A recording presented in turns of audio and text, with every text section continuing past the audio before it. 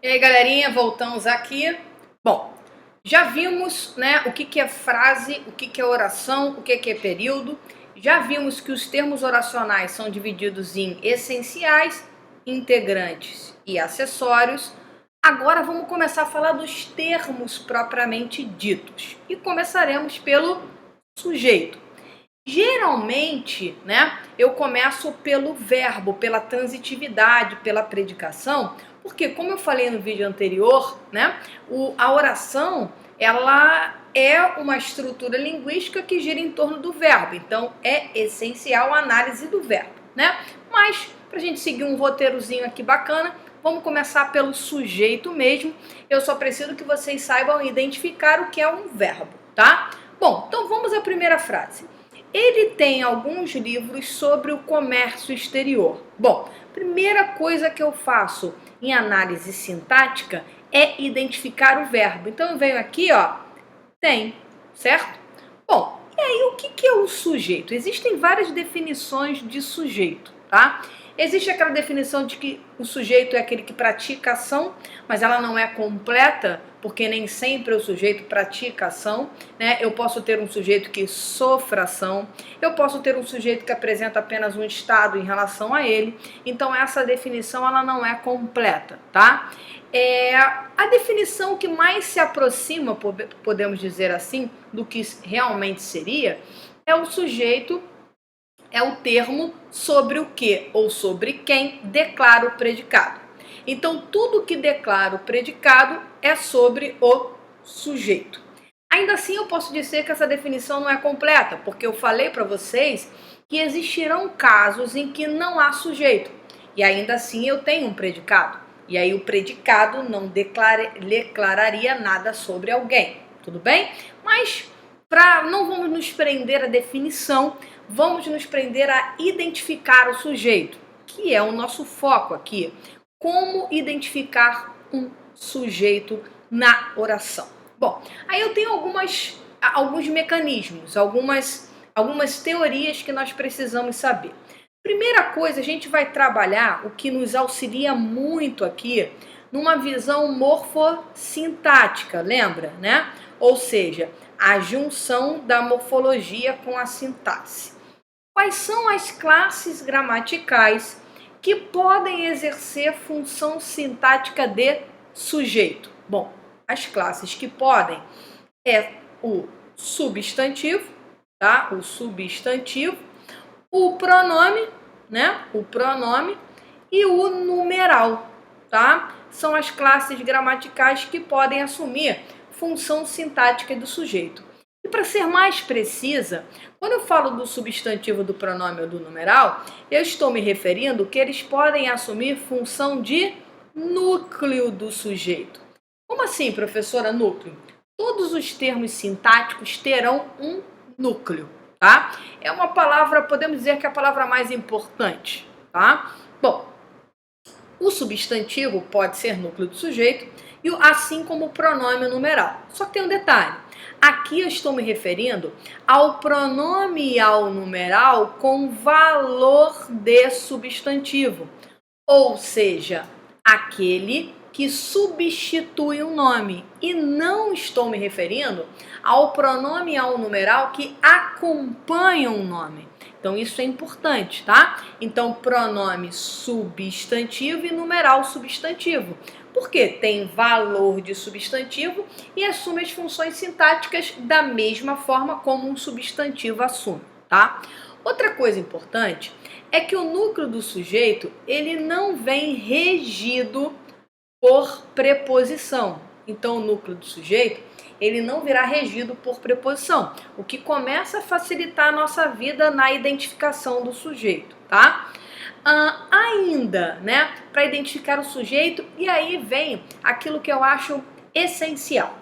Quando eu tenho na frase termos exercidos por um substantivo, ou seja, eu tenho substantivos na frase, para eu comprovar que aquele substantivo é um sujeito, eu sempre o coloco à esquerda do verbo e troco pelos pronomes pessoais do caso reto, ele, ela, eles ou elas, tá? Então eu sempre jogo à esquerda do verbo, né? Deixo isso claro porque o sujeito, lembra, ordem direta da oração? A ordem direta era sujeito, verbo e complemento.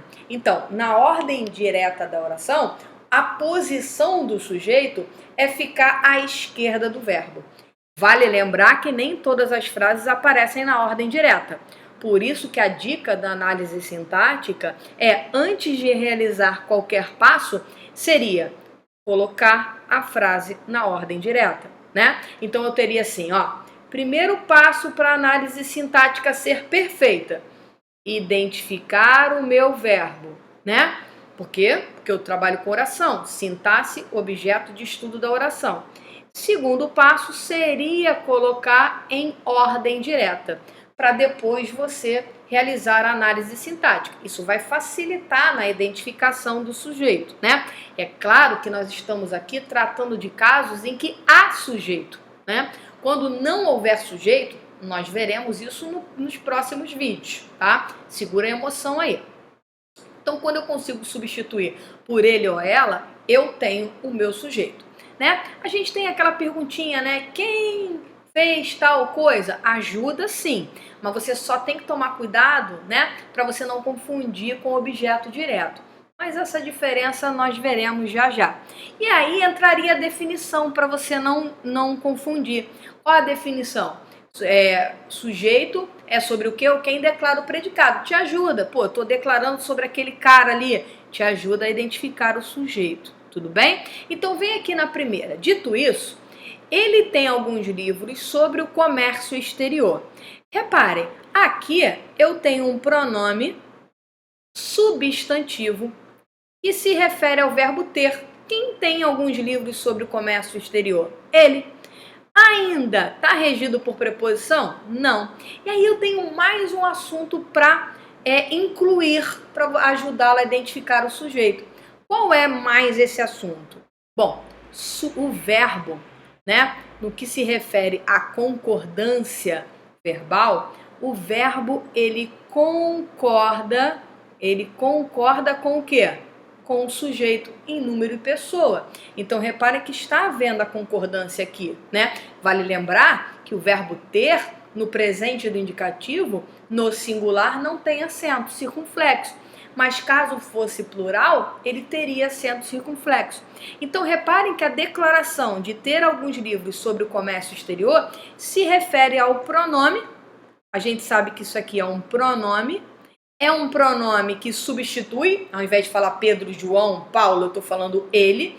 Então, eu tenho um pronome substantivo que não está regido por preposição. Então, agora eu identifiquei o meu sujeito. Então, eu já sei que esse é o meu sujeito.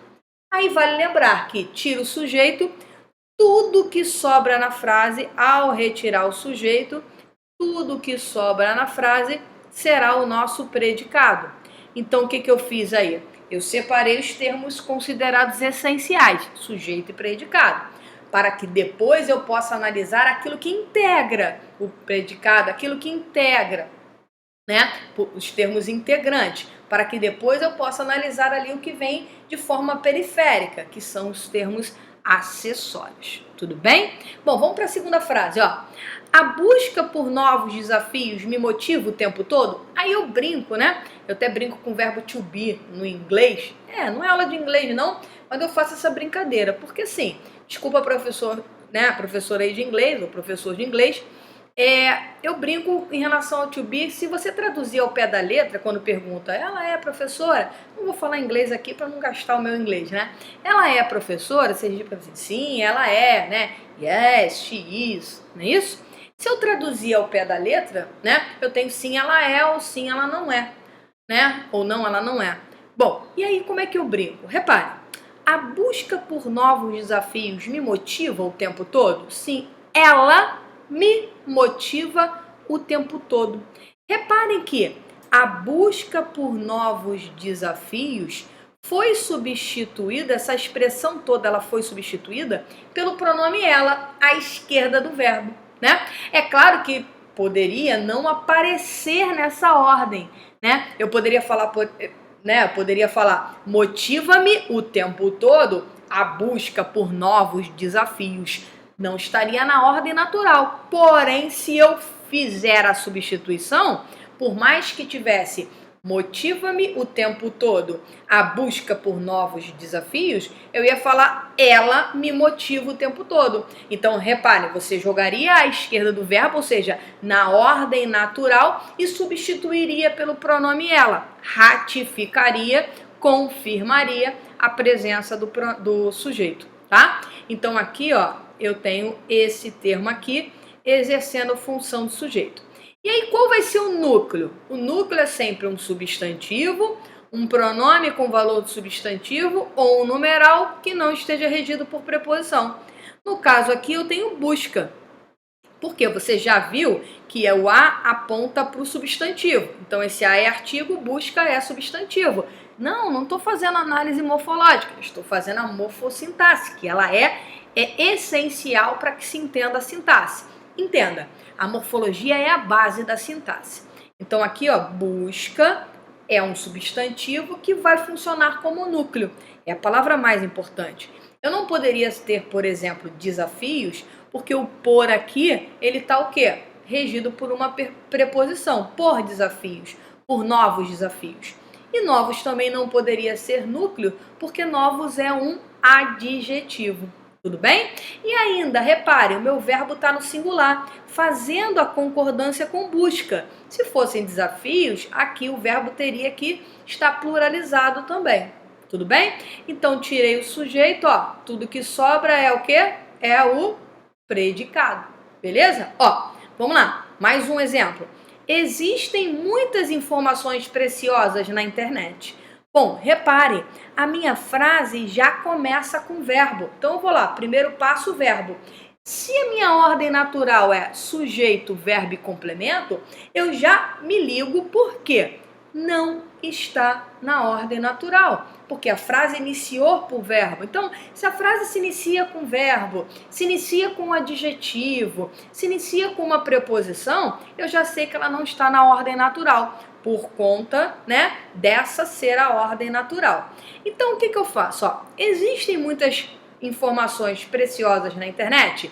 Isso aí, joga à esquerda do verbo e substitui. Sim, elas existem na internet. Então, coube substituição, à esquerda do verbo, deu sentido, eu identifico o meu sujeito. Ó, muitas informações preciosas é o meu sujeito, né? E aí, repare, vamos conferir.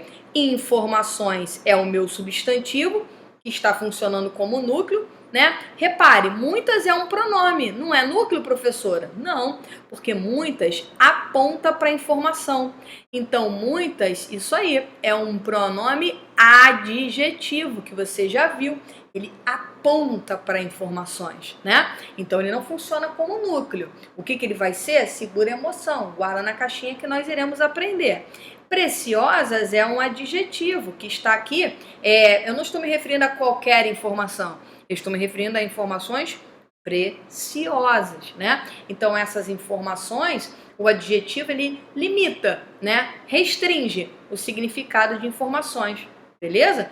Então, aqui o núcleo é o meu substantivo que não está regido por preposição. Reparem que o verbo agora realiza a concordância com informações, né? E aí você descobre que é o sujeito. Qual seria a ordem natural?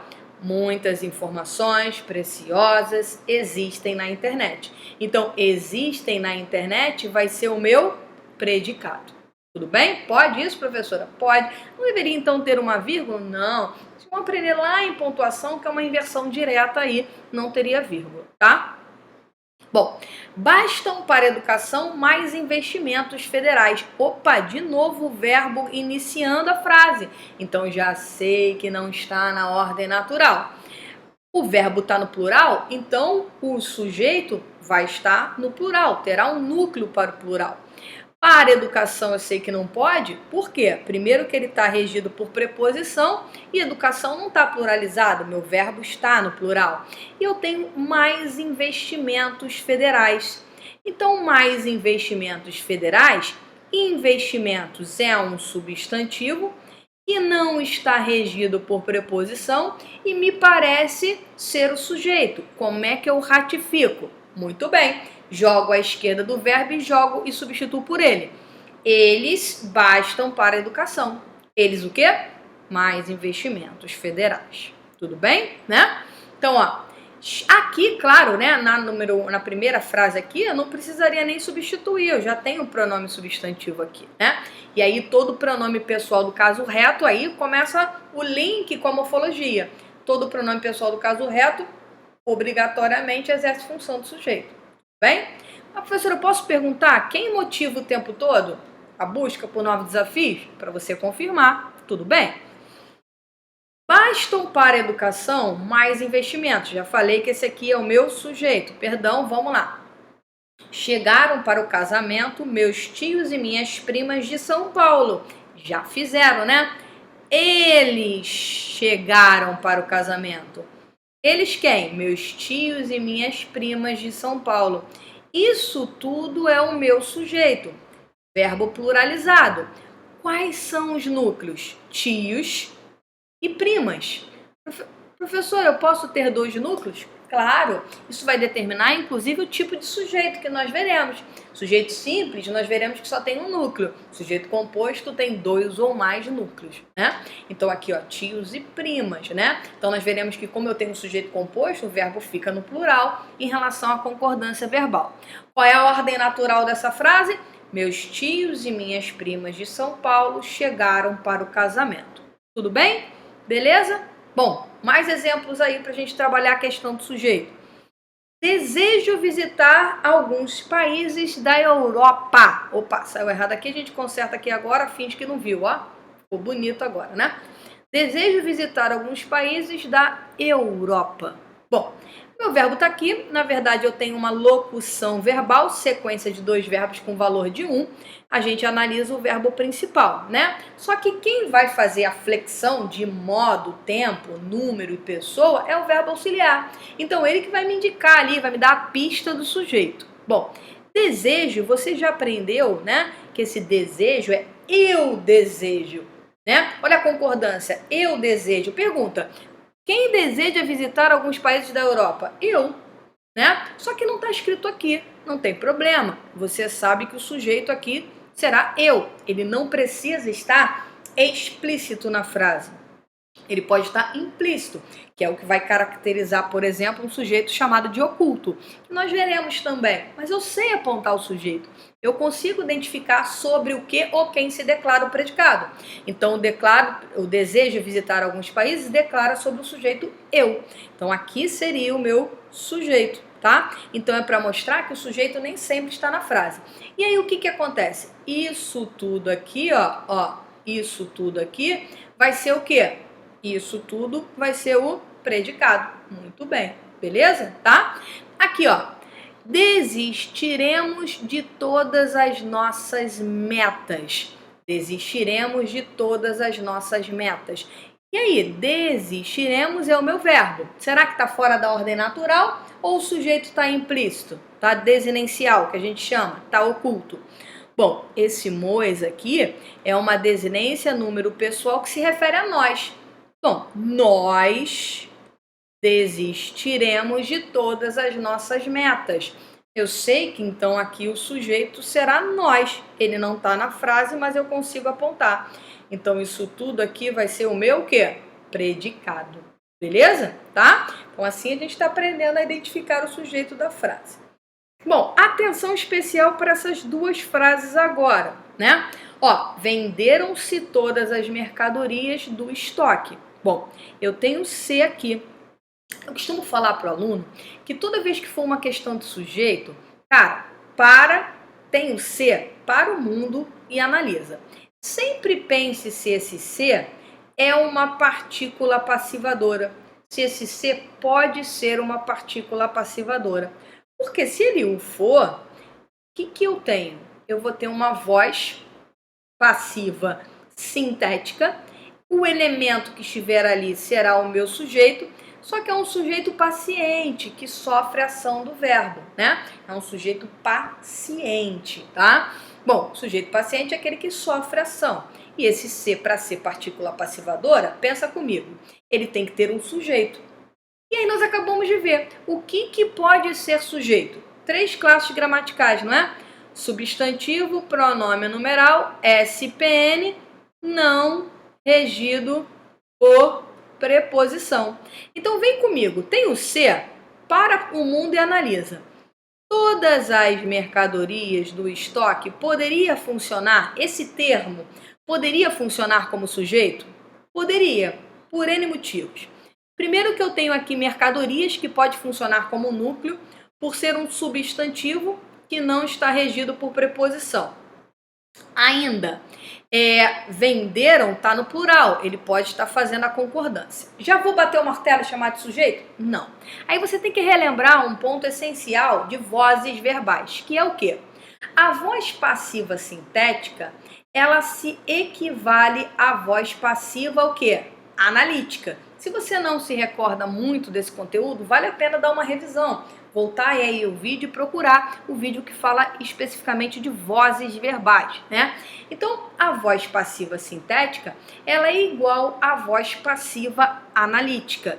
Igual que eu diga, né, obviamente, eu estou me referindo à semântica, estou me referindo ao sentido dela, né? Sintaticamente, elas têm formações distintas, né? A voz passiva analítica, ela é formada por uma locução verbal, né? Uma locução verbal formada por verbos específicos, né? Como ser, estar, ficar, andar, viver, mais particípio. E a voz passiva sintética, ela é formada pela partícula passivadora. Bom, se essas vozes se equivalem semanticamente, quer dizer que para eu comprovar, por exemplo, que uma voz passiva sintética o é, basta eu jogar para a passiva analítica. Porque olha só, a passiva sintética, o que é uma sintética? É uma síntese, é um resumo, né? Então a passiva sintética é um resumo da voz passiva analítica. Então quer dizer que para que seja passiva sintética, ela será equivalente a uma passiva analítica. Calma, sem desespero, vem comigo aqui. Venderam-se todas as mercadorias do estoque. Eu não posso dizer que todas as mercadorias, né, do estoque.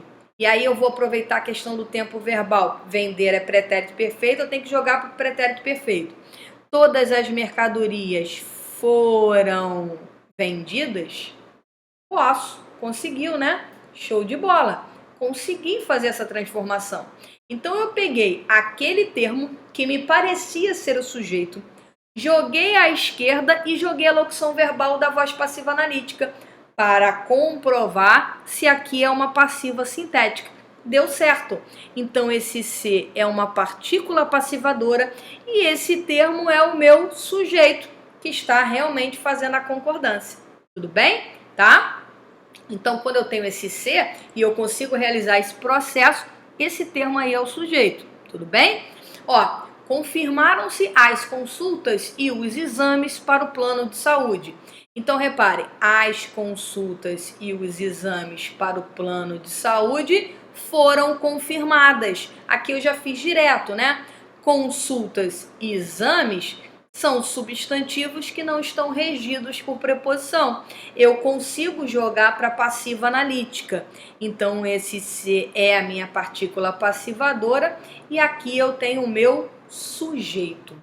Tudo bem? Então, com isso, nós aprendemos a identificar o sujeito na frase. Tranquilo? Foi? Qualquer dúvida, fica comigo aí, tá? Vamos para os próximos vídeos que nós falaremos dos tipos de sujeito da língua portuguesa, tá? Até o próximo vídeo.